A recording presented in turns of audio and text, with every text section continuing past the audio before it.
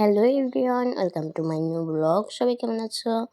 আজকে তোমাদের সাথে শেয়ার করবো আমাদের কাঁঠাল গাছে কাঁঠাল ধরেছে।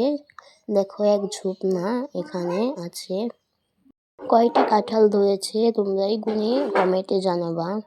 এখান থেকে একটু আগে একটা কাঁঠাল পাড়া হয়েছে, ওইটাও তোমাদের সাথে দেখিয়ে দিব।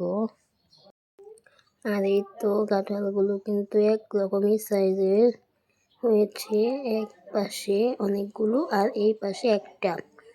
তো এটা আমাদের বাড়ির সামনের রাস্তাতে এই কাঁঠাল গাছটা কিন্তু একদম ছাদের উপরে উঠে গিয়েছে, একদম বাড়ির পাশে জানলার পাশে বুনেছে।